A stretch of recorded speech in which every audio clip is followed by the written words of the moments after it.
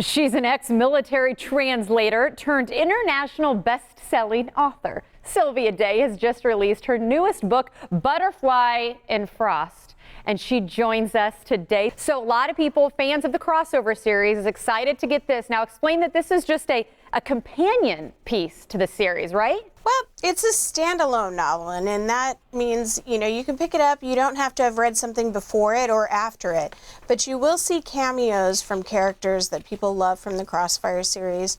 So for those people who are looking for, something a little familiar, they'll get that, but they'll also get something brand new. And Sylvia, I think this actually speaks to your talent here, because a lot of people are talking about how this book kind of marks your return. But in all honesty, it was only, 5 years in between books? Am I correct about that? So really, it just shows how fans wanted more from you. I think for a lot of people, it felt like 10 years. For me, it felt like 3 months. So, of course, time is really relative. But yeah, definitely for romance, it's a long time. Romance novelists are typically very prolific, and romance readers are very voracious.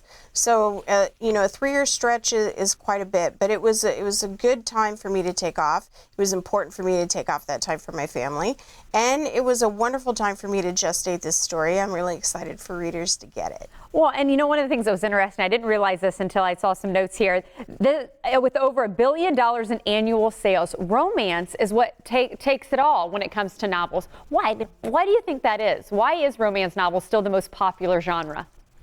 Well, romance is very hopeful, for one, and people kind of mistake that, and they assume, oh yes, these are women who are just, hoping to find, Mr. Perfect, Mr. Right, Mr. Wealthy, and that's not entirely true. The hopefulness comes from a variety of different factors. For some women, they read romance novels because they look at the heroines of these books as being women they aspire to. These are women who are flawed characters.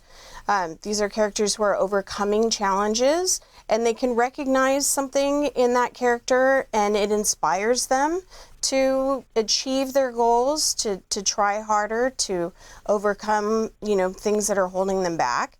So in some cases, women are reading the books because of the heroine. Sometimes they're reading the books for the hero. They're looking at it and saying, you know what, I deserve to be treated that way. I deserve to find somebody who supports me like that, who wants good things for me, who wants to see me succeed. And, for others, it's an example of what a healthy relationship looks like. Somebody who is really supportive, who challenges you to be the best version of yourself, to achieve all of your goals, that somebody's going to be there to catch you when you fall. These things are very hopeful, very positive, and they're part of the human condition. I think anybody can relate to that. Well, speaking of goals, I think it's interesting. You're right now serving as the president of the Romance Writers of America. Why is it important for you to give back, to be